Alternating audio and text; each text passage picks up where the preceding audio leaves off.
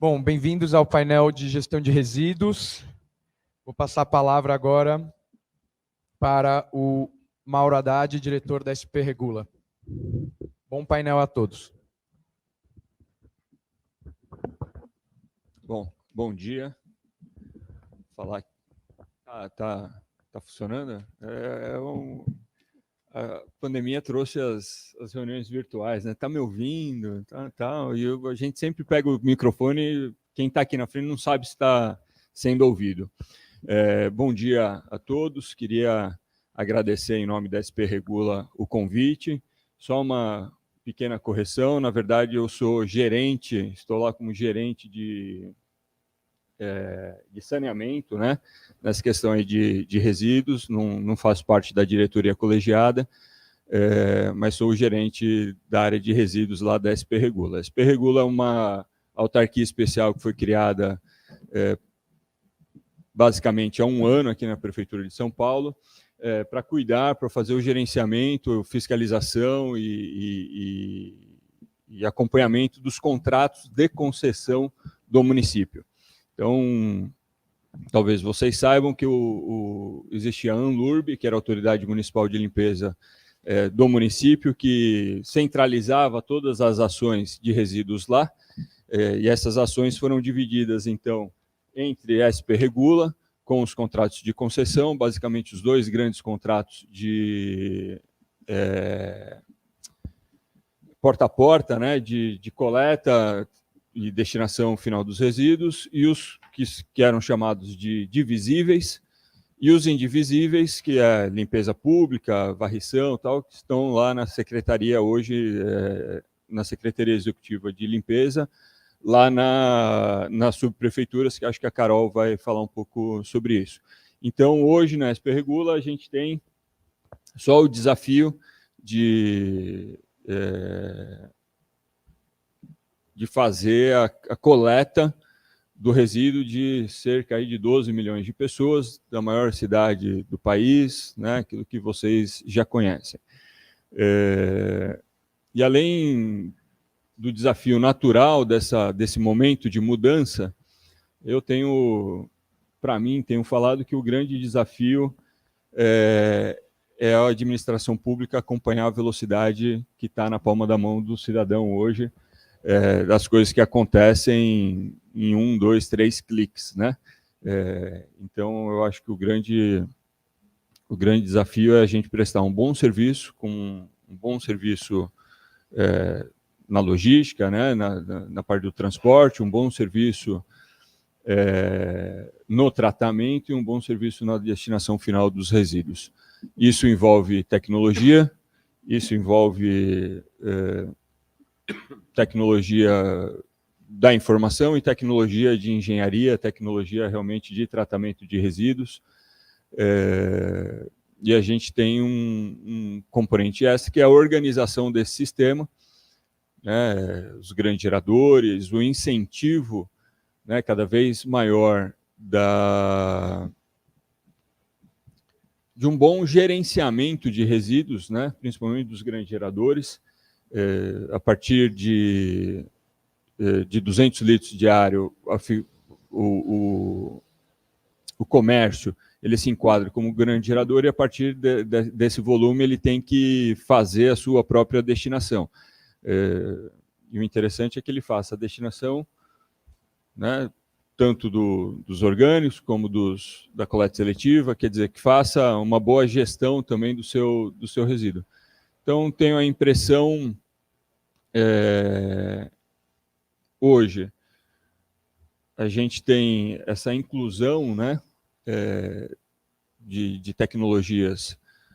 A gente está lá na Carol, né, está lá com a Selimp, mas a compostagem de boa parte dos resíduos de hortas e podas, né, daqui do município, tem um desafio de ampliar isso, mas de fazer também o domiciliar, né, de você diminuir cada vez mais a geração de resíduo.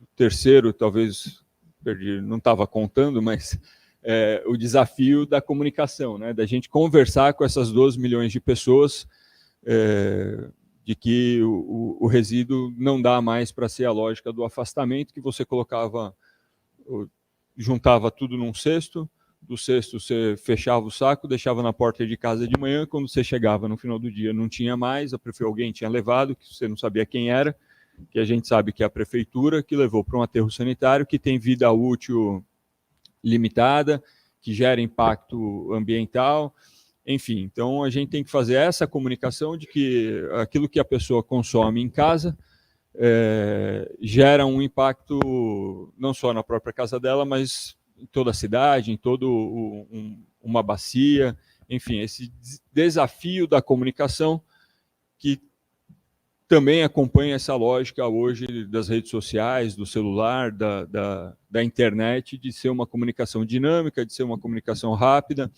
de ser uma comunicação de via dupla, né?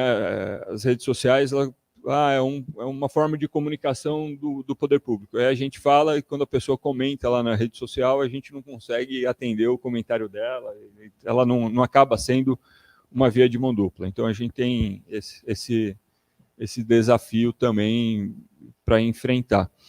Enfim, eu acho que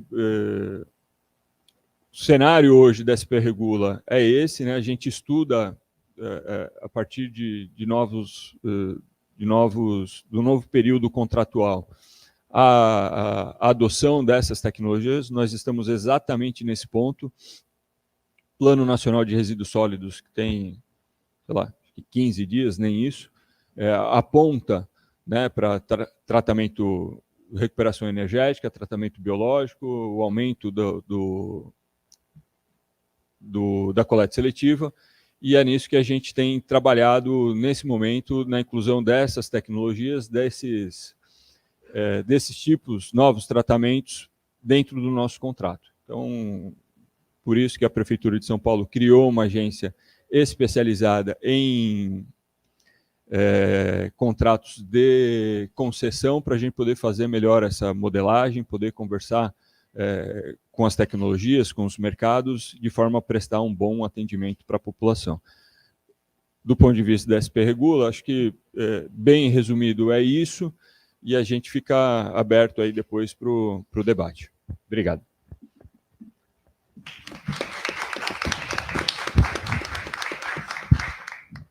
Obrigado, Mauro Haddad. Queria só comentar que nós temos bastante gente nos assistindo online, queria agradecer a presença deles. E ontem nós tivemos também, durante todo o dia, especialmente na parte da tarde, no fim do dia, acreditem se quiser, o maior índice de visualizações. Então, obrigado aí para quem está nos acompanhando de casa e obrigado mais uma vez, Mauro Haddad. Passo a palavra agora à nossa secretária, Carola Fêmina.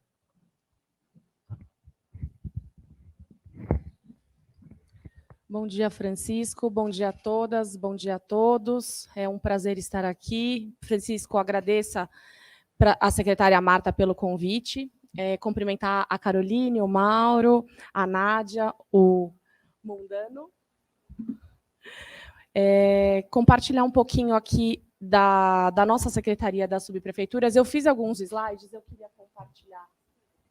Francisco, eu tenho 5 minutos, é isso? Sim. 5 a 8. 5 a 8. Tá. A 8. Então, vou acelerar aqui. Acho que eu não vou te cortar, não, né? Obrigada. Vou ficar aqui para... Acho que fica melhor para mostrar um pouquinho. Pode passar para mim, por favor? A gente gosta de começar apresentando um primeiro slide com alguns números. Isso. Esse slide, eu não sei se todos enxergam, mas depois eu compartilho a apresentação, cumprimentar também aqueles que nos acompanham de casa. Aqui é um pouquinho do gigantismo da cidade de São Paulo, né? O Mauro trouxe alguns números já, a gente tem quase 12 milhões e meio de habitantes. Em termos territoriais, a gente se assemelha a 2 cidades de Nova York ou 7 Buenos Aires. São as 32 subprefeituras com essa gestão localizada, territorializada, que é o que a nossa secretaria coordena ali da Libero Badaró, do centro aqui da cidade de São Paulo. São 17 mil quilômetros de vias, com mais de 600 mil pontos de iluminação na cidade toda. São 227 mil quilômetros de varrição por mês, Então, como o Mauro comentou, a SP Regula e a CELIMP, que é a Secretaria Executiva de Limpeza Urbana, que fica na nossa sede também com o secretário Acácio, a gente compartilha, né, é uma gestão compartilhada da gestão de resíduos, dos divisíveis e dos indivisíveis, então a parte de varrição está aqui com a gente, na nossa pasta. São, então, aí 584 veículos de coleta de indivisíveis, com mais de 1.300 PEVs, né, os pontos de entrega voluntária.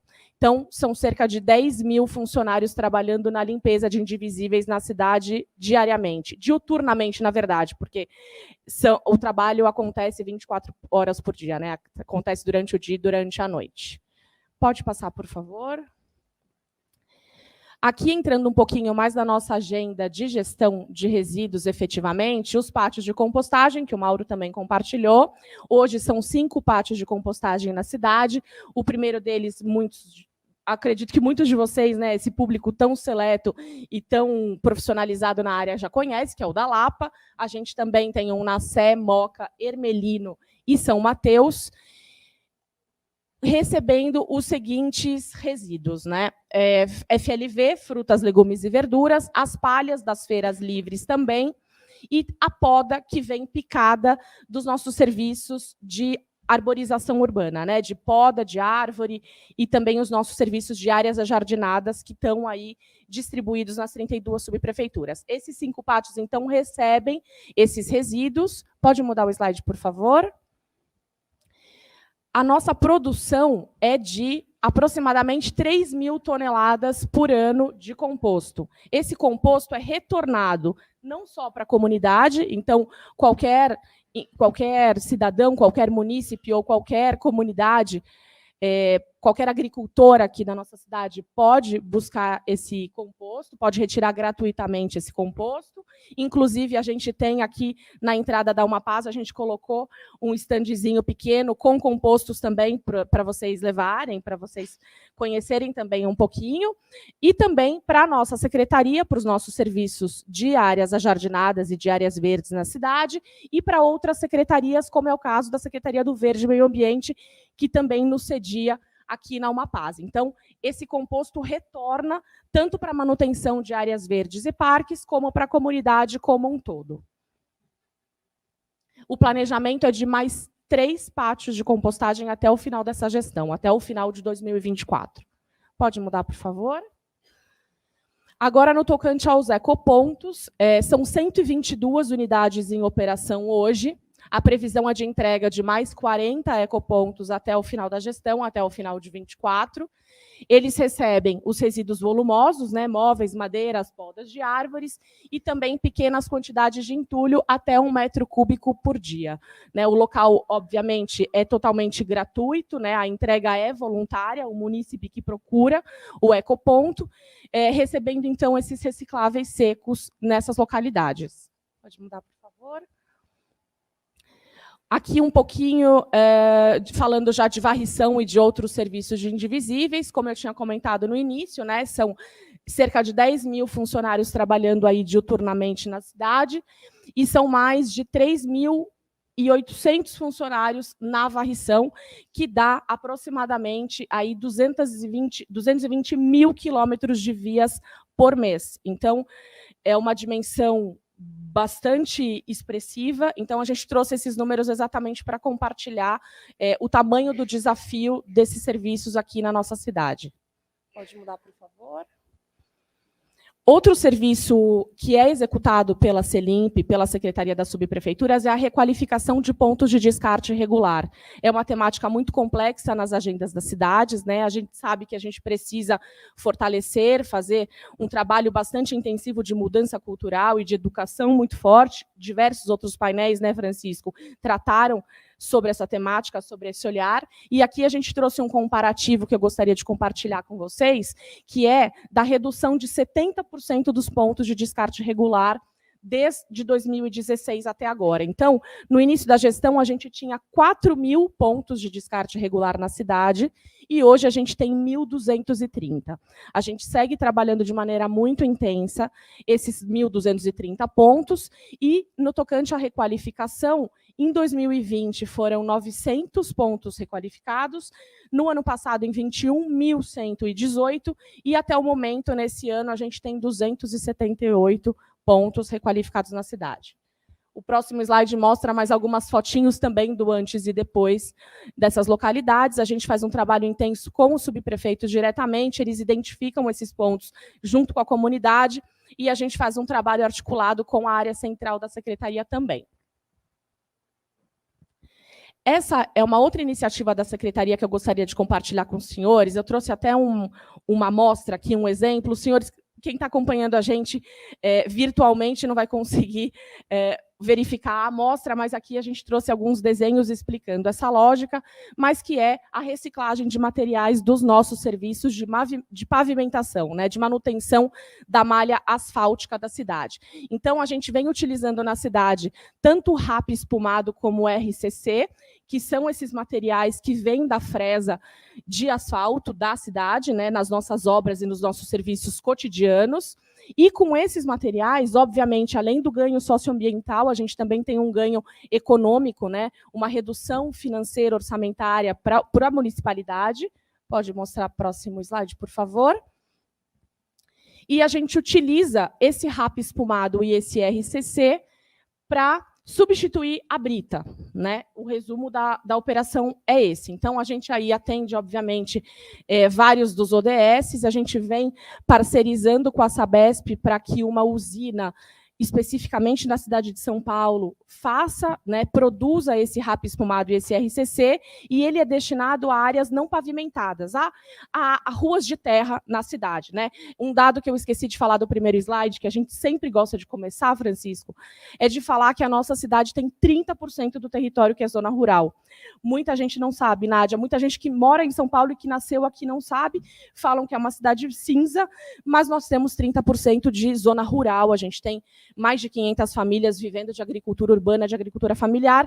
Muitos dos senhores eu sei que acompanham essa temática pela agenda de alimentos, especialmente os nossos colegas da Ellen MacArthur. Estou vendo a Vitória aqui, queria dar um abraço na Luísa e em todos da Ellen MacArthur, que são parceiros antigos. Então, essa aqui é uma amostra de RAP espumado que eu trouxe para passar para todos vocês, né, para a gente conseguir visualizar realmente e exemplificar essa boa prática que eu gostaria de compartilhar também no tocante à gestão de resíduos. Pode passar, por favor. Aqui são dois exemplos, né? O RCC a gente usa na subbase e o RAP a gente usa na base. Como eu disse, eles são usados em vias não pavimentadas aqui na cidade. Pode mudar, por favor. Essa outra boa prática, Francisco, eu tomei a liberdade, consultei os colegas, não tem diretamente a ver com a agenda de gestão de resíduos, mas eu não podia deixar de compartilhar, que são as soluções baseadas na natureza que a gente vem implementando fortemente nessa gestão. Um dos pilares do nosso programa de metas é a agenda sustentável, é a agenda dos ODS, a agenda 2030, os princípios de economia circular. Essa semana está aqui exatamente para comprovar tantas iniciativas. Então, queria compartilhar rapidamente, Francisco, para os meus 2 últimos minutos, esses jardins de chuva, a gente começou a implementar fortemente na cidade toda. O objetivo, pode mudar, por favor? Aqui a gente fez um recorte exatamente para mostrar, em resumo, qual é a operação. Nós utilizamos as equipes que já são licitadas pela prefeitura. Isso não tem custo adicional algum para a municipalidade. Nós já temos, nas 32 subprefeituras, equipes de logradouros e equipes de áreas ajardinadas, de áreas verdes. A equipe de logradouro quebra uma parte de concreto, seja ela uma calçada, seja ela um pedaço de guia, seja ela uma vaga onde antes estacionavam carros, combinando com a comunidade. Quando a gente quebra esse espaço, esse concreto, então, a gente coloca aqui na parte de baixo, junto com o rachão, exatamente para aumentar a permeabilidade, a captação das águas de chuva e, obviamente, que elas sejam filtradas, né? E na parte de cima, a gente vem, então, com as equipes de áreas ajardinadas, a gente faz um jardim e a gente identifica com aquela placa que eu coloquei no primeiro slide, mostrando para a comunidade que tem uma funcionalidade, que não é apenas uma área verde, que não é apenas uma área bonita para tornar aquele entorno mais acolhedor, mas sim tem uma funcionalidade aí de captação de águas das chuvas. Queria só mostrar mais algumas fotos. Hoje nós já temos 220 jardins de chuva na cidade, a meta é chegar até 400 até o final da gestão. E aqui a distribuição pelos territórios, né? No território, na região centro, norte, leste, oeste e sul. Esses dados são atualizados agora de abril. Por favor. Como eu disse, alguns outros modelos, né, são todas soluções baseadas na natureza, a gente chama, em termos comunicacionais, para facilitar a sociedade mesmo, como jardim de chuva, mas a gente tem as vagas verdes, que são as vagas de estacionamento, as calçadas com poços de infiltração, que é essa lateral aqui da guia. A próxima, por favor. Os landartes, né, os land arts, que são as artes feitas exatamente com a vegetação já existente. Aqui a gente tem, ali naquela alça da 23 de maio, para quem conhece a cidade, a gente reproduziu os arcos da Praça dos Artesãos Calabreses com capim do Texas, e a gente fez um espelho ali nessa região. E aqui as escadarias também, a gente faz as contenções ali, e a gente vai aumentando a permeabilidade por esses espaços de plantação ao lado da escadaria. Pode passar, por favor. As biovaletas e também os bosques de conservação urbana que a gente queria compartilhar. Esse espaço aqui é perto de uma alça para a Radial Leste. Era uma área de descarte regular histórica. A gente recolhia caminhões e caminhões de resíduos por dia. E hoje ele é um bosque de preservação que conserva aí uma biodiversidade. E na próxima foto a gente ilustra um pouquinho mais. Próximo slide, por favor. Um pouquinho mais esse bosque, a gente vem estudando outras localidades para também implementar esses espaços, né, essas florestas urbanas, exatamente porque, como o secretário Modonesi sempre fala, as grandes obras mudam a cara da cidade, mas são as pequenas intervenções que mudam a vida das pessoas, né? E esse olhar territorial, essas ações pontuais para mudar realmente o entorno de onde as pessoas residem, é a iniciativa, é a premissa, na verdade, não só da gestão, mas da nossa secretaria, pelo ponto de vista de zeladoria urbana. Acho que era isso, Francisco. Desculpem falar rápido, mas eu queria compartilhar tudo com os senhores. Obrigada.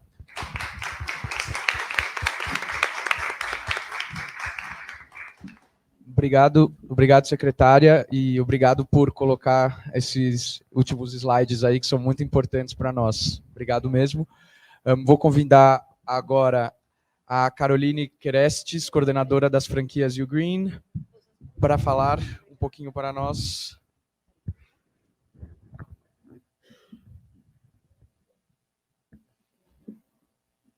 Obrigada, Francisco.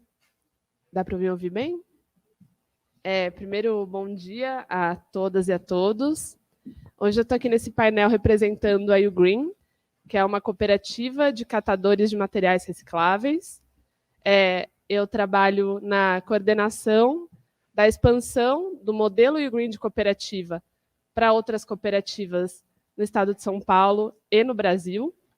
A gente já tem cooperativas implantadas em outros estados. Vou falar um pouquinho de mim resumidamente. Eu sou gestora ambiental, formada pela USP, e tenho pós-graduação em gestão de projetos.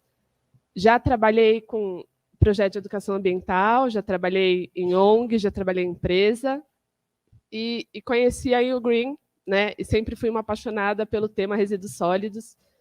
Fiz meu TCC na faculdade em resíduos sólidos, e conheci a Ugreen lá em 2015, quando eu trabalhava em outro lugar, em outro momento. Conheci o Roger, que foi o fundador e idealizador da cooperativa Ugreen. E voltei a encontrá-lo ano passado para a gente fazer esse projeto de franquia da Ugreen. Por que franquear a Ugreen, né? Vamos explicar o que é a Ugreen.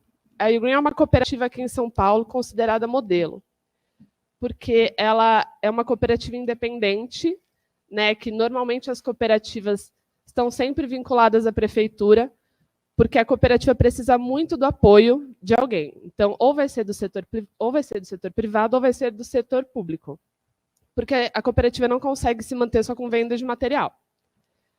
Aqui no Brasil, a gente tem essa cultura de que o material reciclável dá muito dinheiro. Não sei por que a gente tem essa cultura, porque não é verdade. Né? Se reciclável desse muito dinheiro, as pessoas estavam abrindo cooperativas e virando catadores, por vontade própria, não por necessidade. E o material reciclável, por si só, ele não paga uma boa gestão de resíduos sólidos, né? E as pessoas que trabalham com reciclagem, elas ganham muito menos do que deveriam hoje, né? Os catadores autônomos e os catadores que trabalham nas cooperativas. Então, a Ugreen conseguiu se colocar no mercado como uma cooperativa, né? Mostrar por que ela é uma cooperativa. Então, tem os 7 princípios cooperativos. É um lugar que não existe uma hierarquia, né? Todo mundo trabalha, todo mundo é sócio, então todo mundo tem poder de decisão. É um jeito muito diferente de trabalhar do que uma empresa. E o foco é na parte social. Então, o foco é sempre nas pessoas, em aumentar a renda das pessoas, né, em não ter uma diferença salarial dentro da cooperativa. Não é nem salário o nome, é retirada. Então, são vários nomes diferentes que a Ugreen deixa claro que é uma cooperativa e o porquê. E com isso, ela consegue se colocar no mercado como uma cooperativa, mas entregando o que uma empresa de gestão de resíduos entrega. Ou mais, porque a gente precisa se provar, né? Precisa provar que uma cooperativa funciona, que uma cooperativa entrega resultados. E como é que a gente faz isso?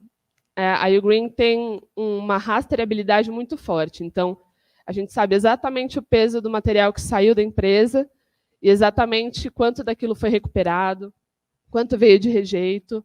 E a gente tem uma conscientização ambiental dentro dessa empresa, mostrando se veio uma casca de banana, olha, isso daqui veio errado, isso aqui não deveria, e a gente cobra aquela empresa também por mandar material errado. Então, quando dói no bolso, as pessoas aprendem muito mais rápido, mas as empresas estão ali fazendo a sua obrigação, né? A empresa, grande gerador, precisa cumprir com a lei. E a Ugreen entendeu que esse nicho de mercado ela conseguia alcançar. Então, hoje, 2/3 da renda da Ugreen é de serviço e 1/3 é venda de material. Então, consegue entregar uma renda para o catador 3 vezes maior do que uma cooperativa que não consegue vender esse serviço e entrega, que só vive de doação de material reciclável. Que o material reciclável não é, né, hoje, eu acho que, falando em desafio, um grande desafio é a indústria valorizar mais esse material, pagar melhor esse material, porque o catador não consegue a sua renda justa só com a venda do material. Ele deveria receber muito mais pelo trabalho que ele entrega para a sociedade do que ele recebe hoje. Então, o modelo Ugreen deu muito certo como cooperativa. E a gente está levando esse modelo para outras cooperativas, para Brasil afora. Então, a nossa proposta é melhorar a renda, né, desse catador cooperado, entregar mais produtividade, então levar um local de trabalho que gere mais bem-estar para ele, que seja mais produtivo. Na cooperativa tem muito retrabalho, né? Quem conhece cooperativa de material reciclável, já foi em 1, 2, conhece alguma cooperativa? Não é um lugar muito organizado e, às vezes, não é um lugar muito salubre. Então, a Ugreen conseguiu mudar um pouco isso. Quando a gente vai na Ugreen, tem uma carinha de empresa, não tem um cheiro ruim, principalmente porque a gente consegue lidar muito, né, na geração do resíduo com essa empresa, de não trazer rejeito para a cooperativa. A cooperativa não é lugar de jogar lixo, né? Eu acho que todo mundo que está aqui hoje sabe que não existe lixo, né? O lixo é uma palavra que a gente deveria parar de usar, é material reciclável, ou é resíduo orgânico, ou é rejeito, né? A gente tem as separações para fazer hoje. Falar lixo é jogar a conversa lá embaixo, porque a pessoa pode descartar de qualquer jeito, porque ela não pensa em quem vai pegar naquilo depois, porque sempre vai ter alguém que vai mexer naquilo depois. Não importa nem se é o rejeito, nem se é o reciclável, nem se é o orgânico. Alguém vai lidar com o seu material depois. Então, a parte social é algo que não dá para a gente não falar, né? E dentro de economia circular, a gente vê muito a parte ambiental. A gente fala muito do ambiental, a gente fala muito da recuperação do recurso, né? De não utilizar novos recursos, da gente pensar na sustentabilidade na parte ambiental, mas a gente não fala da economia circular, a parte social. E as pessoas estão dentro da economia circular, né? A reciclagem é pura economia circular, e a reciclagem, o que mais tem é pessoas fazendo. Então, a gente tem que olhar para essas pessoas, para a parte social, além do ambiental. O econômico vem depois, porque essas pessoas são sempre as pessoas. As pessoas precisam se manter, as pessoas precisam ter uma qualidade de vida e uma qualidade de trabalho. Então, né, o tripé da sustentabilidade, que foi o que criou o Green lá atrás. Hoje a gente chama de ESG, mas é basicamente a mesma coisa, pensando na governança também, né? Então, o meu papel aqui como Green é colocar a luz nas pessoas, né, que trabalham com a reciclagem, que fazem a economia circular rodar. E hoje o que eu faço é um pouco isso, levar esse modelo que deu certo aqui em São Paulo. Aqui em São Paulo a gente tem vários fatores também para isso dar certo, né? O poder público é atuante, as empresas estão aqui, as empresas estão olhando muito para São Paulo tem muita oportunidade. E o que a gente quer é levar isso para o Brasil e conseguir realmente mexer ponteiros na reciclagem. Então, levar isso para outras cidades e cobrar o poder público que lá eles também têm que ser atuantes. Então, fazer coleta seletiva municipal em municípios pequenos, que não tem muitas empresas, a gente não vai conseguir contar com o poder público lá, com o poder privado, vai ter que ser o poder público. Tem que ser o poder público. E tem já cidades maiores que a gente consegue fazer essa junção do poder público e poder privado. A gente divide essa responsabilidade, mas a gente chama todo mundo para ação. E é isso, hoje esse é o papel da Green e um pouco dos nossos desafios, né, como cooperativa em São Paulo, que a gente sabe que a gente está num lugar com tanta oportunidade, mas também tanta responsabilidade de fazer direito aqui, mostrar como os outros lugares podem se espelhar na gente, né, trazer rastreabilidade, que é o que a gente faz, e é isso que encanta a empresa, né, então por isso que a gente é diferente. Todo o processo é rastreável, e no final a gente mostra os resultados, que não é menos importante. É tão importante quanto mostrar o que você está fazendo e como você mudou a vida das pessoas fazendo o que você está fazendo, né? Não só do meio ambiente.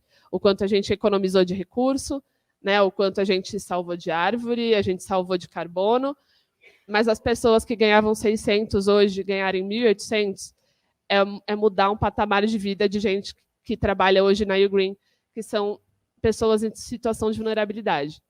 Ou são pessoas que estavam em situação de rua, são pessoas que são imigrantes refugiados, e é um público que a gente trabalha aqui na cidade e a gente não vitimiza, não olha para eles com um olhar de coitados, eles não são pessoas que querem muito trabalhar, mas são pessoas que merecem receber o valor justo por isso. Acho que é um pouco isso, não sei se eu passei do tempo, desculpa. E obrigada. Muito obrigado, Carolina. Muito legal o trabalho da Green, obrigado. Agora eu quero convidar para a sua manifestação o mundano, ativista e fundador da ONG Pimp My Carroça. Obrigado. Obrigado. Bom dia a todos e todas. Também vou me levantar, que eu não gosto de ficar sentado. Muito tempo sentado.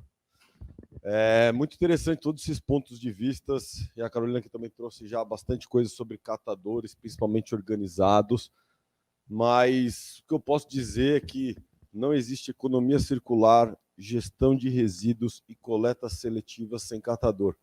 Então, tudo isso é lixo, se não tem a inclusão de pessoas. A tecnologia social, ela pode estar aqui no nosso bolso, mas tudo no final são pessoas, assim como você mostrou, os funcionários que fazem, é toda essa inteligência, né? Bom, eu sou um artivista, grafiteiro, pinto muros, tive o privilégio aí de viajar para mais de 30 países, centenas de cidades, dentre uma delas que eu tenho muita felicidade é Bogotá. Estou tendo a camiseta do Pimp My Carroça Bogotá, que lá, você pode falar melhor depois, Nádia, mas tem a ARB, né? A Associação dos Recicladores de Bogotá, com a Nora Padilha, o Silvio, e eles lutaram lá e conseguiram um pago mensal, né? Um pagamento de serviço. Porque eu gostaria de adicionar na ótima apresentação e parabéns pelas iniciativas, mas que não tem só aquilo ali que está fazendo gestão de resíduos. Tem mais de 20 mil catadores e catadoras invisíveis que não são remunerados pelo poder público.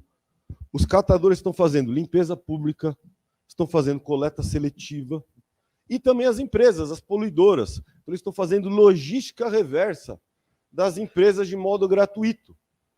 Por isso que eles ainda estão em situação de rua. E você vê que aumentamos nessa crise humanitária, já passa mais de 30 mil pessoas em situação de rua, e eu ainda duvido desses dados, que é muito maior. e boa parte deles estão ainda coletando materiais recicláveis. Quando você vê aquela foto do rio Tietê, cheio de plástico boiando, desculpa até que eu não trouxe slides hoje, você não encontra uma latinha. Por que será? Quando termina o carnaval e você não encontra uma latinha, por que será? Porque a gente tem em São Paulo, posso falar por outras cidades que o PIMP já foi, que são mais de 55 de 20 países, onde você tem desigualdade social, desemprego, descaso do poder público e desperdício, você tem recicladoras e recicladores, como na Colômbia, como em vários lugares da América do Sul e do mundo, né?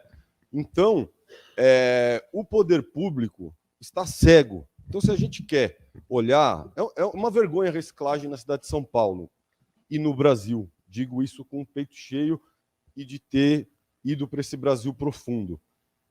E por isso parabenizo essa iniciativa aqui. Eu gostaria de estar na 22ª semana de economia circular, mas a gente está na primeira. A gente está engatinhando. A gente vive a economia linear.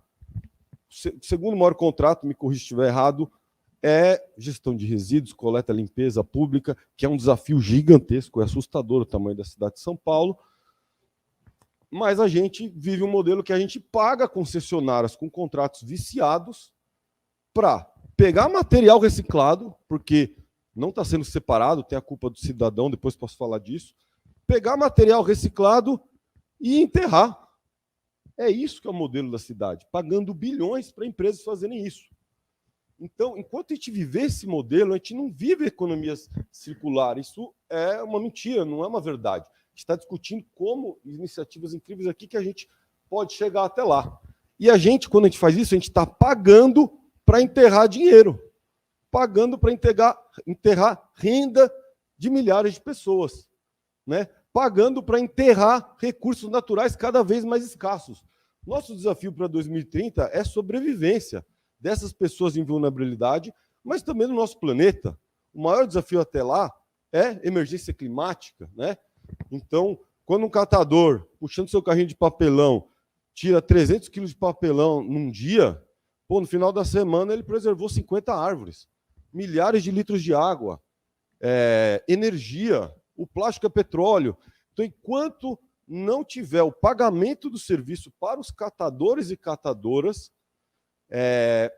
a gente vai viver essa onda do desperdício e nenhum esforço público, por mais interessante que seja, vai ganhar escala. Porque o poder público ainda vê os catadores como um problema. Os catadores são solução. Vocês têm 20 mil funcionários a mais ali que vocês ignoram e estão tratando como lixo. E isso não é dessa gestão, gente, é histórico no nosso país, né? Estimam que tenha cerca de 1 milhão de catadores e catadoras no nosso país. A gente está falando que, se você pegar os dependentes deles, é mais de 1% da nossa população que vive com o descarte dos outros. E a gente, no Brasil, não tem os dados de São Paulo, mas a gente enterra 14 bilhões de reais de materiais recicláveis. Tá, falei agora do poder público. As empresas, que eu costumo chamar de poluidoras, elas investem mais em marketing do que ação real de coleta para fazer o rastreio e fazer o pagamento de serviço. Então, isso é um greenwashing que a gente vive hoje. A gente quer chegar em 2030, gente, a gente não vai conseguir. Qualquer objetivo aqui, pode esquecer. Nesse ritmo de investimento do poder público, pagando concessionárias e não pessoas indo atrás de soluções, e também com as poluidoras gastando em marketing e não em ações reais, a gente não vai chegar. Posso dizer que com a maior firmeza a gente conversa em 2030. Então, a gente precisa que as empresas também sejam protagonistas, né? Pagar para gerar esse estímulo. Por que catador não pega plástico? Porque, claro, pega nas cooperativas e tal, mas a gente tem uma reciclagem muito inferior a qualquer material. Porque ele vale muito pouco.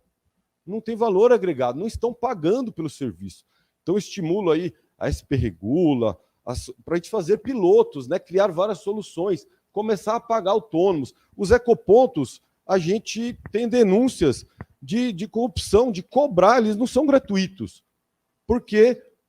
Mas os funcionários cobram quando o catador está indo levar o entulho, porque ele sabe que ele está com dinheiro, e a gente mandou mensagem para todas as concessionárias, tivemos resposta de 2 criamos pilotos. Isso de pintar é incrível para acabar com os pontos viciados. Parabéns. Eu falo isso desde 2013. Eu faço grafite. É a síndrome do espelho quebrado. Você tem que cuidar do lugar. Então, eu acho que tá tudo muito cego. Você vê o Recicla Sampa. Ele não cita catador na sua campanha milionária, sabe? É parte da solução. E eu fico muito orgulhoso de que o Pipe Macarroça, e eu vou falar mais um minuto só do Cataqui, ele chegou na educação. Ele está nas escolas, ensinando que reciclagem tem a parte do catador. Bom, depois de a gente virar essa referência em São Paulo e no Brasil e tal, a gente criou um aplicativo chamado Cataqui, que hoje é o maior aplicativo de reciclagem do Brasil, que você pode encontrar o catador ou a catadora, o PEV, a cooperativa mais próximo de você. Então, por exemplo, o mais próximo daqui é a Val. Tem o que ela recicla, como ela se descreve. Sou mãe, mulher, trabalhadora.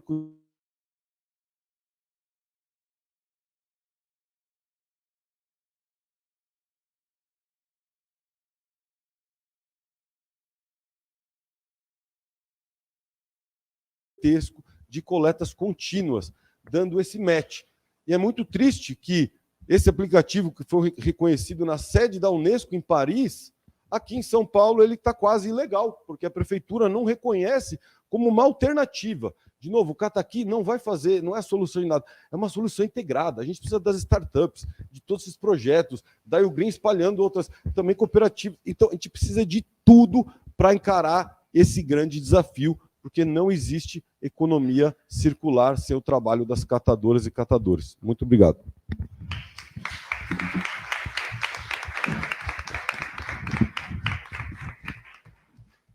Obrigado. Eu gostaria de convidar agora para uma intervenção online a Gisela Provasi, gerente de gestão sustentável de resíduos da rede C40, nossa grande parceira C40. Perfeito, muito obrigada. Deixa eu começar com o usual teste. Está todo mundo me ouvindo bem? Sim. Sim, ok, obrigada. Ainda fazendo intervenção online, a gente continua perguntando, mas eu fico muito feliz pelo convite, então quero primeiro de tudo agradecer por me receberem aqui, por me receberem online. É uma pena que eu não estou aí presencialmente para apertar a mão de todo mundo, mas Mauro, secretária Carol, Mundano, secretária Nádia, Caroline, é um prazer dividir o painel com vocês. E muito obrigada para a Prefeitura de São Paulo e para a Fundação Ellen MacArthur por me convidarem para falar nessa primeira semana de economia circular. Bom, me pediram então para trazer no painel de gestão de resíduos a perspectiva da C40, né?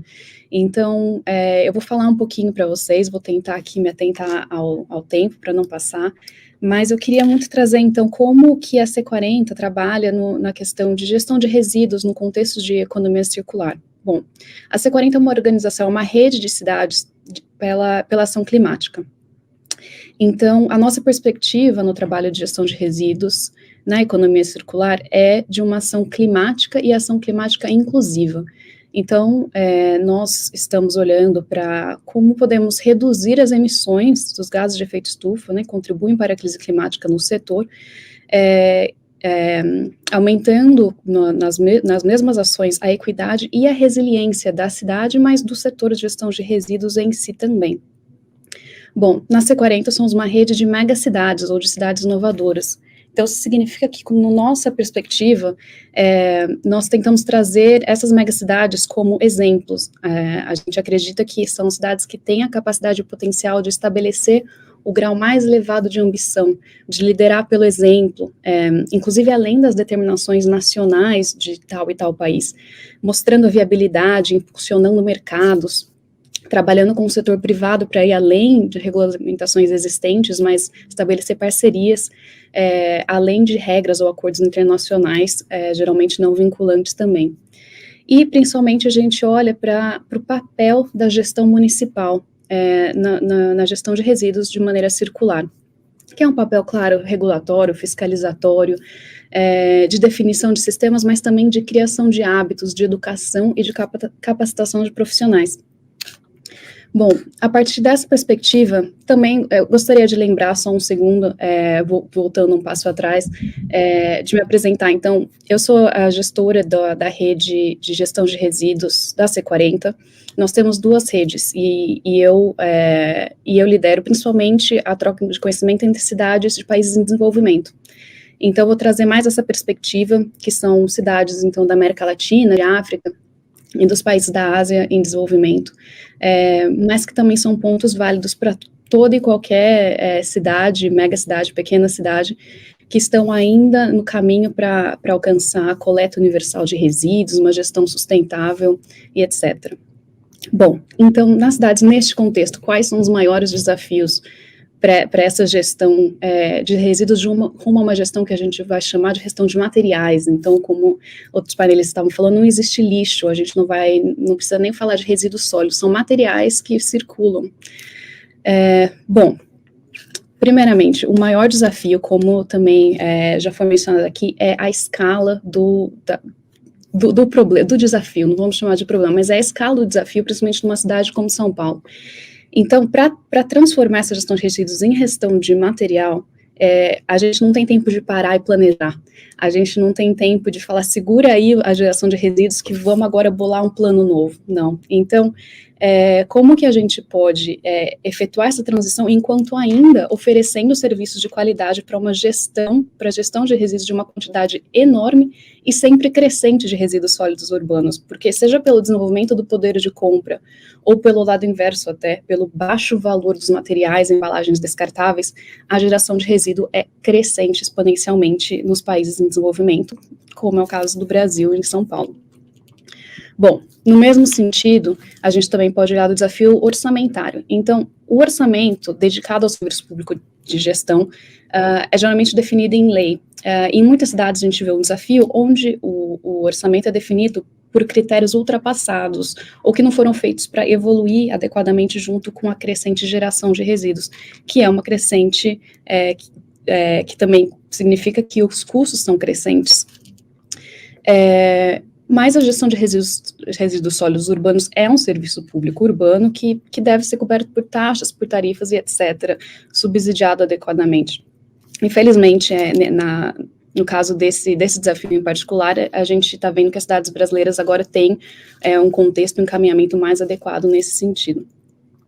Bom, outro desafio também muito comum é na questão de trazer circularidade para a gestão de resíduos sólidos. Eu vejo que é a busca por soluções únicas e centralizadas, né, que também são sempre muito caras.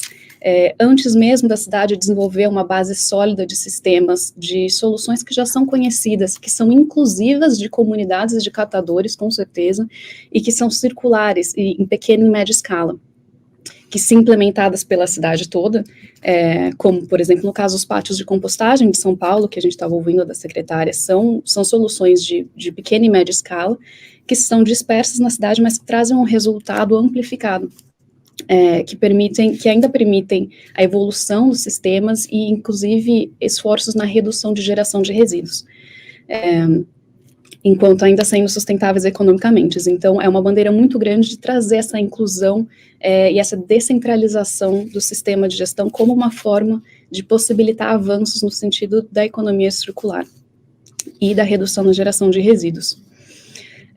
Bom, e também, claro, em matéria de circularidade dos materiais, a falta de regulamentação para obrigar o setor produtor, né, os poluidores, os grandes geradores, de seja utilizar material reciclado na produção, no design dos seus produtos, ou então de garantir o direito à reparação, né, ou seja, o direito do consumidor de ter acesso às partes, das oficinas terem acesso às partes para conduzir a reparação de produtos sem que ele caia, sem que ele vá parar nos nossos caminhões de coleta. Bom, mas como superar essas barreiras, certo?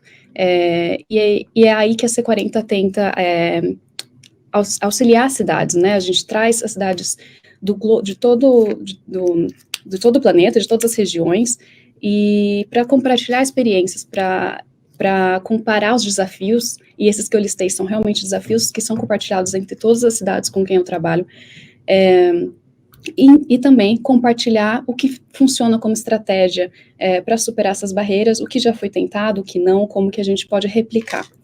Então, é claro, primeiro de tudo, com a cobrança adequada dos serviços de gestão de resíduo, nós conseguimos também planejar o orçamento necessário para novos projetos, para maior equipe, para inovação, para trabalhar na circularidade, mitigação e resiliência aos efeitos das mudanças climáticas.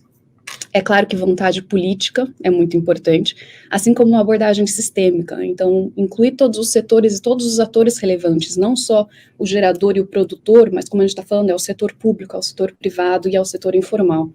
E é assim que a gente consegue implementar sistemas à prova de falhas, ou pelo menos vis-à-vis a participação dos geradores de resíduos, então da população, de pequenos ou grandes geradores, né?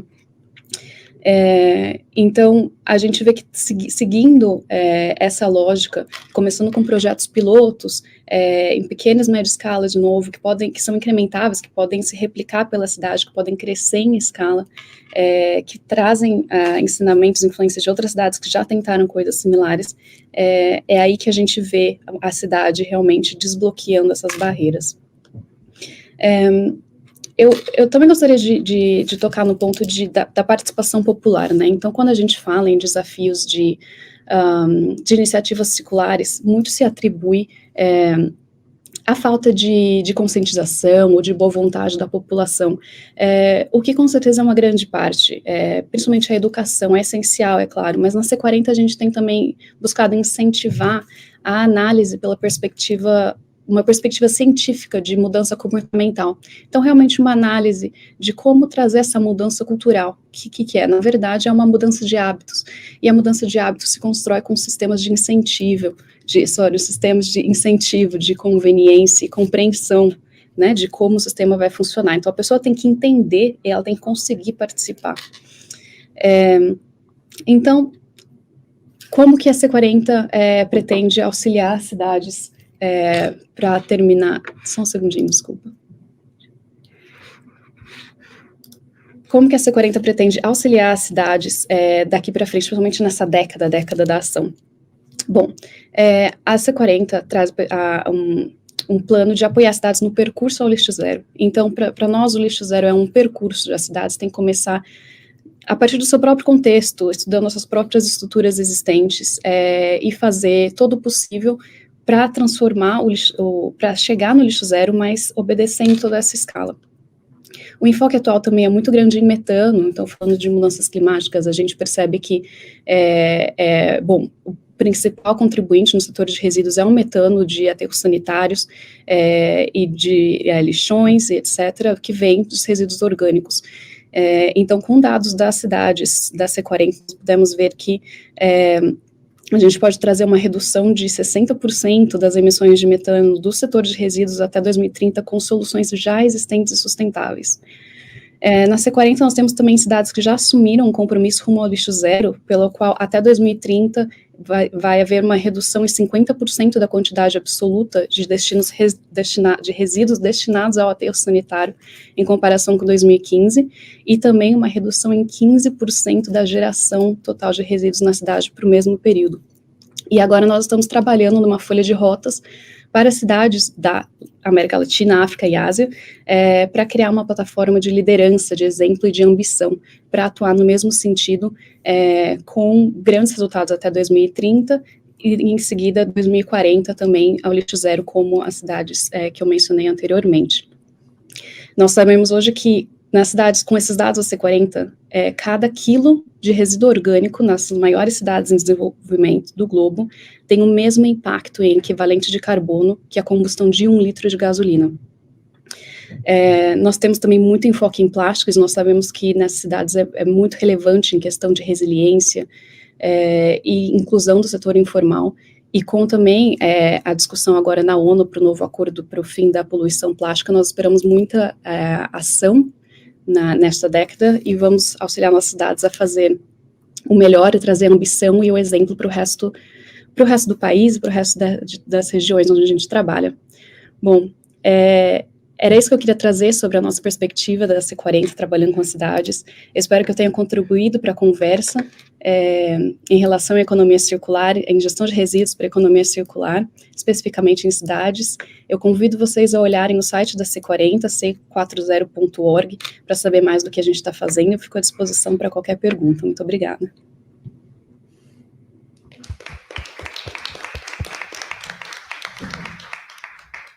Muito obrigado, Gisela. Como eu disse ao te introduzir, a C40 é uma grande parceira nossa que potencializa nossas ações, não em menor escala, na gestão de resíduos. Eu quero convidar a secretária agora, a secretária Nádia, para nossa convidada especial de Bogotá, para sua intervenção. E antes das perguntas no fim do painel, também queria convidar todos, incluindo a Gisela, que se puder nos acompanhar ainda, se vocês tiverem algumas outras considerações ou perguntas para os seus panelistas aqui da mesa também, e, enfim, terem um diálogo, também estamos abertos a isso. Obrigado.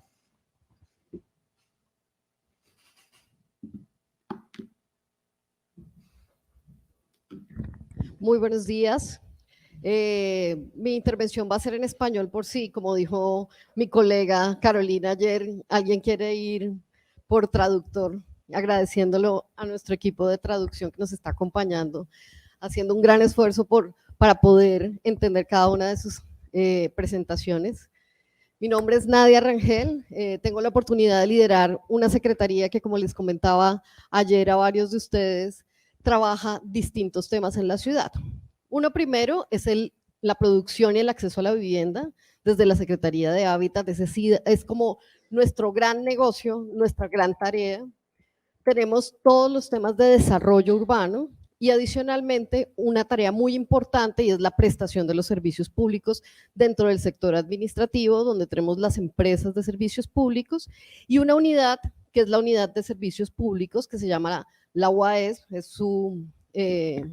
la UAES es el nombre de la entidad y que tiene justamente la tarea de gestionar los residuos de la ciudad. Nosotros en Bogotá, con la llegada de la alcaldesa Claudia López y como parte de su compromiso con el tema ambiental y con la apuesta de la reducción de los efectos del cambio climático, con la apuesta de la reducción de los gases de efecto invernadero, de mejorar la calidad del aire, de reverdecer la ciudad, que ha sido la apuesta desde su plan de gobierno, su plan de desarrollo, nos trazamos una meta muy grande en materia de residuos y es cambiar el modelo. Bogotá produce aproximadamente 7.500 toneladas diarias de residuos sólidos. 7.500 toneladas que, como mencionabas, se vuelven una gran cantidad de millones de toneladas cada año, 2.900.000 toneladas al año de residuos que muy pocos se aprovechan. Estamos mejorando el comportamiento en Bogotá del aprovechamiento de los residuos, no obstante, tenemos muchas dificultades. Una de las primeras dificultades está en la cabeza de cada uno de los ciudadanos y las ciudadanas que ve, como decía Caroline hace un momento, que no ve la oportunidad de los residuos o no ve la oportunidad de los residuos en su transformación, en el aprovechamiento y de volver a entrar a la cadena productiva. Y adicionalmente, de no ser conscientes del trabajo tanto de las organizaciones, que en nuestro caso son organizaciones, las cooperativas de recicladores, que en Bogotá son alrededor de 25.000 recicladores, tenemos más o menos 168 organizaciones o cooperativas y tenemos bodegas asociadas alrededor de 300 en toda la ciudad. Y nosotros tenemos una muy mala práctica en la separación de los residuos en Bogotá. Y eso hace que el trabajo de estas organizaciones y de estos recicladores, y por eso yo creo que esta es una de las dificultades más grandes que tenemos, es la cultura ciudadana y justamente de alguna manera el compromiso con el ambiente, con los ciudadanos, con los recicladores, y entregamos todo mezclado. No tenemos una buena práctica de separación y eso hace que el trabajo de los recicladores sea menos digno y adicionalmente mucho más difícil a la hora de encontrar residuos limpios. Entonces esa es una de las primeras cosas que les quería contar. Nosotros, una de las tareas que tenemos es el cambio del modelo y el cambio del modelo implica que dejemos de enterrar más del 95% de los residuos que producimos porque nuestra única modalidad Nuestra única modalidad es el enterramiento de residuos en Bogotá y hemos venido implementando desde hace 2 años algunos pilotos que permitan generar una mayor escala hacia el futuro y mostremos cómo podemos tratar, aprovechar, reutilizar y reincorporar a la cadena de la... ¿Me puedes avanzar? Perfecto, gracias.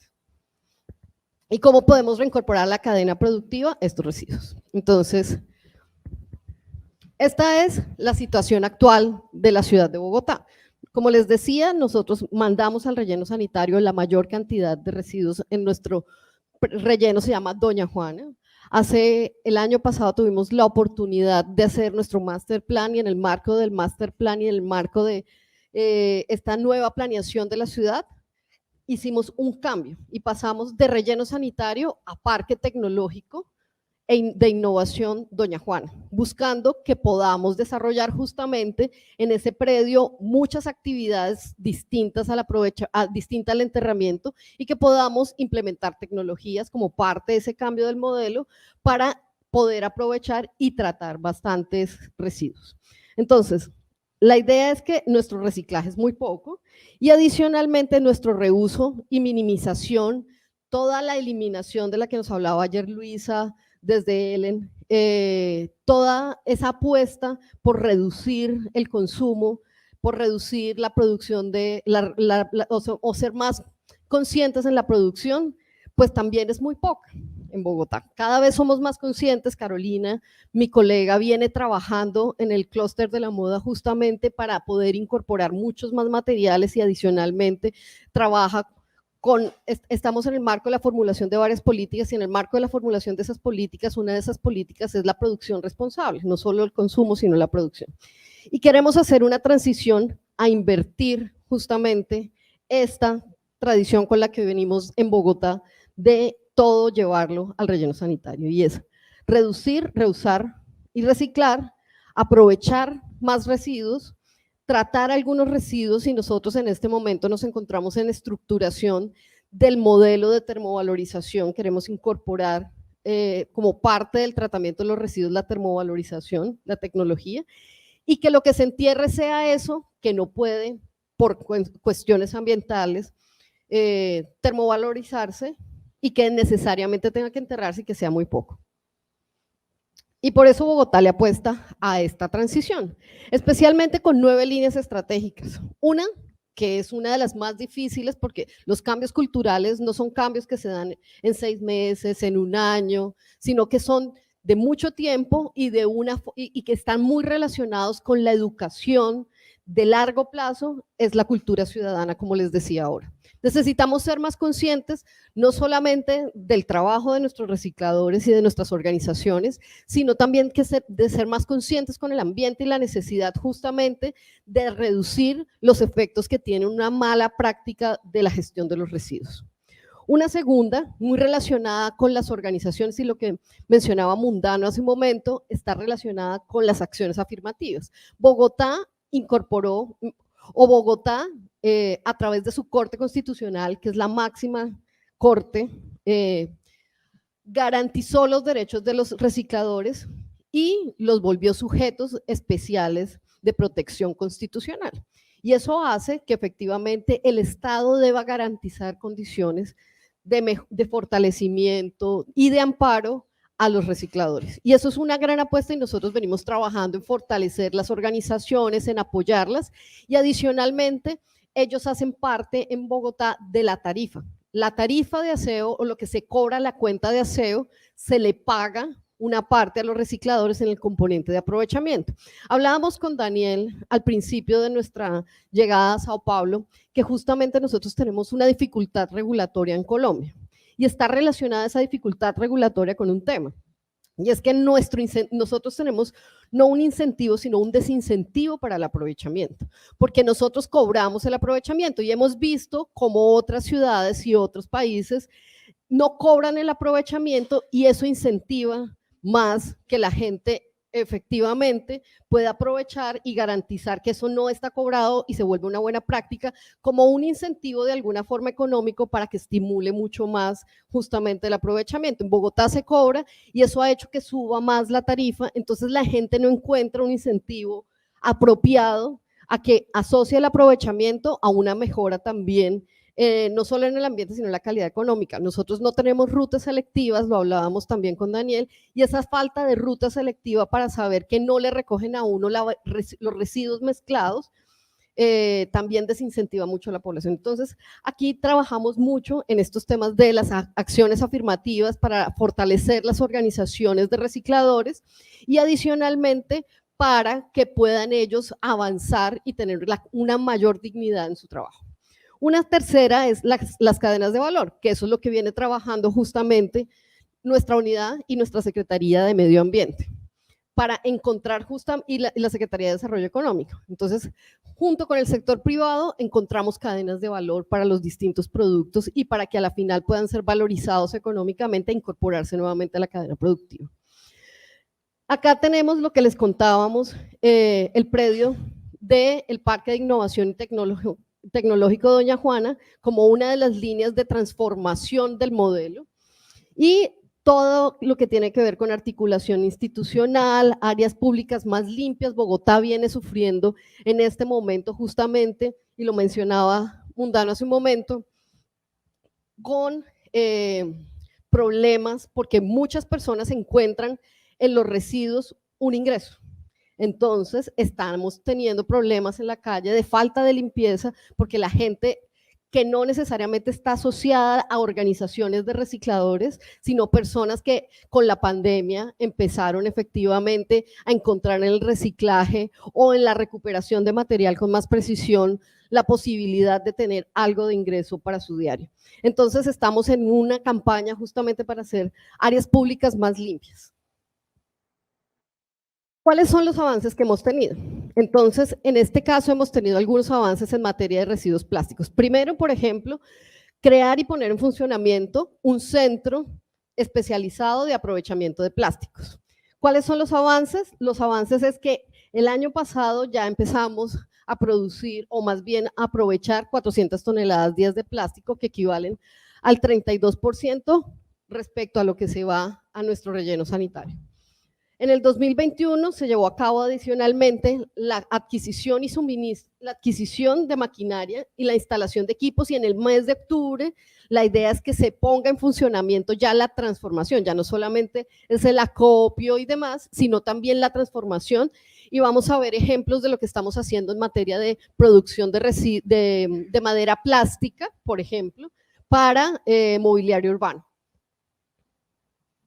Esta es la madera plástica que se puede producir con los residuos, y justamente este tipo de mobiliario urbano puede reducir los costos de las intervenciones en el espacio público, y esto es lo que estamos trabajando en el centro de acopio y el centro de transformación de plásticos en Bogotá. Otro tema que es muy importante, y lo vimos ayer en el panel de alimentos, es cómo incorporamos los orgánicos y cómo tratamos los orgánicos. Los orgánicos, por lo general, parte de la dificultad es entender por parte de los hogares justamente cuáles son los orgánicos que se pueden volver de alguna manera después compost, y cómo se pueden reincorporar justamente a procesos de arborización, revegetalización en los distintos espacios públicos. Nosotros estamos trabajando en este momento justamente en tener dos líneas, y estamos en investigación con unos recursos del gobierno y de la cooperación francesa para hacer biometanización de los orgánicos, y otra relacionada con la producción de compost para nuestras áreas verdes y nuestros suelos verdes con los residuos de las podas y las talas que se hacen en la ciudad de Bogotá. La idea es que en este momento ya en Usaquén, por ejemplo, procesamos 10 toneladas día para producir compost en la ciudad. Acá están nuestros avances respecto a la fase de biometanización. La idea es poder hacia el futuro tener 2 módulos que nos permitan cada uno tratar 40.000 toneladas al año. y la alianza con la cooperación alemana, también hacer procesos de implementación de biodigestores que nos permitan garantizar nuestros residuos latinoamericanos en general y en Bogotá en particular, son residuos muy húmedos, ¿sí? Nuestra carga orgánica es bastante alta. Y esto, la idea es poderlo optimizar y poder hacer una separación muchísimo más diligente que nos permita justamente a la apuesta que tenemos de la termovalorización hacer mucho más óptimo el proceso y que realmente lleguen los residuos que al termovalorizarse tengan la posibilidad justamente de generación calórica y energética lo suficientemente fuerte. La reducción, hay un tema muy importante en Bogotá y es que tenemos producción muy importante de residuos de demolición y construcción. Estos residuos de demolición y construcción de los grandes generadores ya tienen una manera de disponerse, organizarse y manejarse.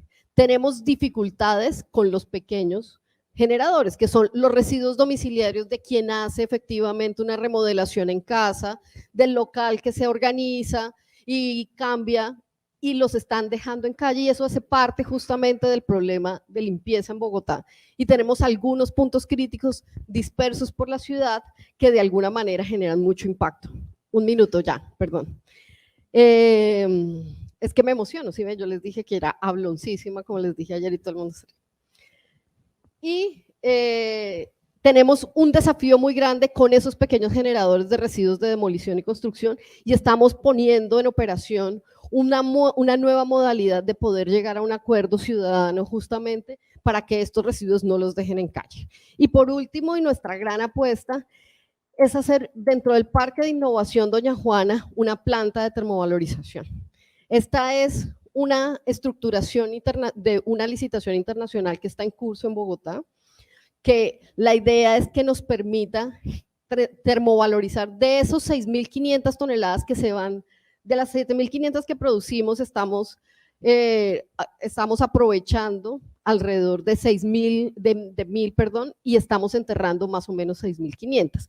De esas, la idea es que tengamos justamente la posibilidad de incinerar para generar energía alrededor de 2.000 a máximo 3.000, justamente porque nuestra tarea no solamente es quemar basura para que se genere un negocio a largo plazo, sino adicionalmente reducir la generación de residuos en materia de producción y consumo responsable. Esta es nuestra gran apuesta justamente para dejar de enterrar basura, porque Bogotá, y estamos totalmente de acuerdo con Mundano, no puede seguir enterrando residuos, sino que debemos poder reducir el impacto social y el impacto ambiental que tiene en materia de gases de efecto invernadero, en materia de los vecinos del relleno sanitario, que justamente tienen un impacto por los olores, por los vectores, por el enterramiento.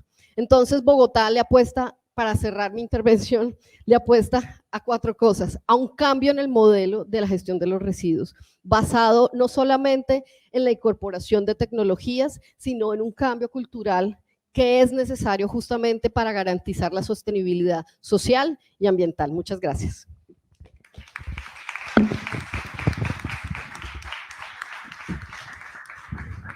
Secretaria, muchas gracias. Nos hace mucha ilusión tenerla aquí con su emoción. Gracias por esta clase. Agora eu quero convidá-los, se vocês tiverem perguntas para os seus panelistas aí da mesa, ou se já quiserem responder perguntas, fiquem à vontade. Eu queria fazer uma pergunta ao Mauro e à Carol. Se vocês, baseado até no modelo de sucesso de Bogotá, que em 2013 faz esses pagamentos, então você vai lá na Avenida Paulista de Bogotá, eles estão uniformizados, trabalhando e sendo remunerados, e isso tem um benefício para todos, né? Então, minha pergunta é: vocês aceitam o desafio de começar a pagar os catadores de materiais recicláveis dessa cidade para a gente chegar em 2030 e estar orgulhoso dos resultados, ou não?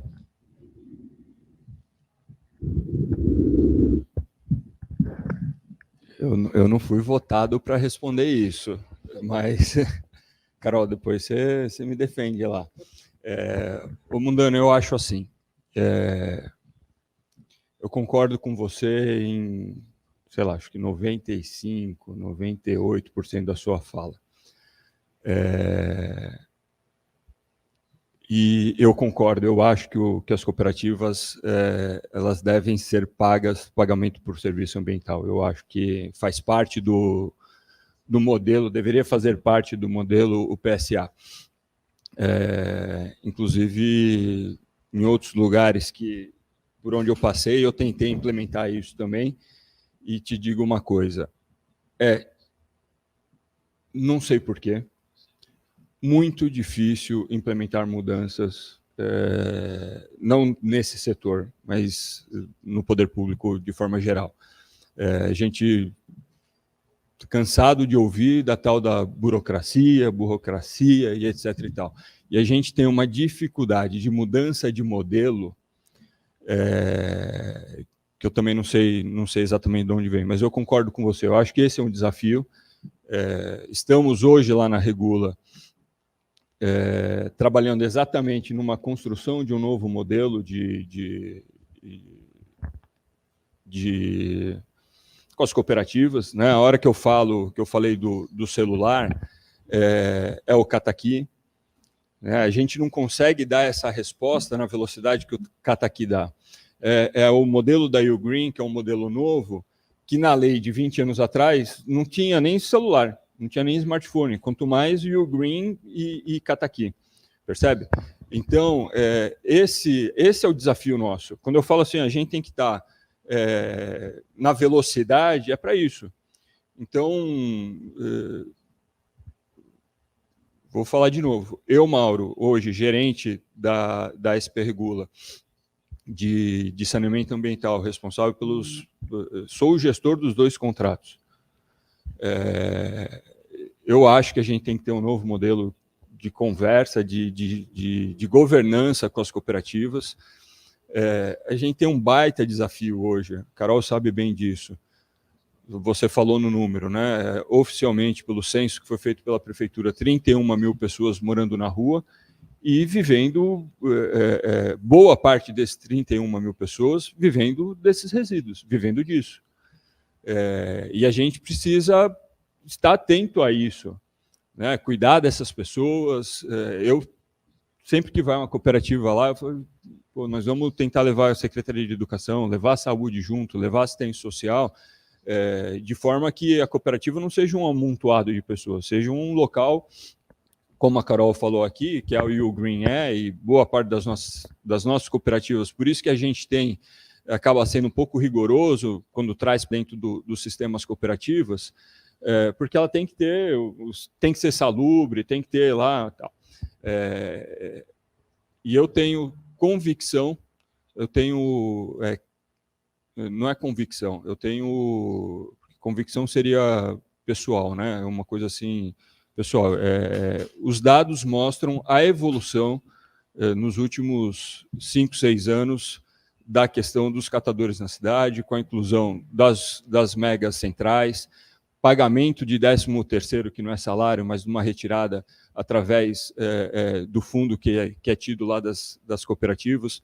Eu tenho certeza absoluta e tranquilidade de falar que a cidade avançou nos últimos anos e estamos preparando para avançar ainda mais. E contamos, sim, com a ajuda das startups como a Ugreen e do conhecimento que o Mundano tem, viu, Mundano, para ajudar a gente nesse processo. Tá? A gente não dá para sair um modelo da minha cabeça lá do centro da cidade. A gente tem que construir esse modelo em conjunto e estamos trabalhando para isso. Legal, obrigado pela resposta. Conta com a gente também, estamos aqui abertos para encontrar soluções para diversos problemas, porque o desafio é gigante. Só queria perguntar, quais são os 2% que você não concorda? Fiquei curioso, você falou 98%. Não, mas aí, Francisco, eu acho assim, aquilo que aquilo que nos une, a gente faz em conjunto, aquilo que a gente conversa. Eu vou pegar seu tudo bem, telefone 98 estamos muito bem. Obrigado. Eu vou fazer só mais uma pergunta que nós temos aqui de uma das nossas espectadoras online, e daí vou ter que encerrar, infelizmente, por causa do tempo. Para você, Caroline. A Lilian Ferreira pergunta: a franquia Ugreen é direcionada para cooperativas já existentes ou também para cooperativas que vão começar, que vão iniciar? Lilian, obrigada pela pergunta, Lilian. Espero que você ainda esteja ouvindo. A franquia Green tem 3 modelos. Tá? A gente pode iniciar numa cidade que ainda não tem cooperativa, uma cidade que ainda não tem coleta seletiva, iniciar do zero. Então, modelo inicial, startup. A gente consegue colocar o nosso modelo em franquias intermediárias, então, associações de catadores que querem se transformar em cooperativas ainda não tem ou o CNPJ correto, ainda não tem a parte documental correta, mas já tem, às vezes, um volume, né, já consegue ter algumas doações de material, tem alguns lugares que coleta, ou o contrário, né, já está formalizada como uma cooperativa, mas não conseguiu alcançar volume, a gente consegue também entrar nesse modelo, ou uma já avançada, que é o caso de algumas das nossas cooperativas franqueadas hoje, que já tem um local, já é uma cooperativa e já tem esse volume de material para triar diário, mas tem muitas dificuldades em conseguir entregar um serviço para uma empresa. Né? A gente consegue muito chegar nesse momento de afinar a cooperativa com um discurso, né? Levar para a cooperativa esse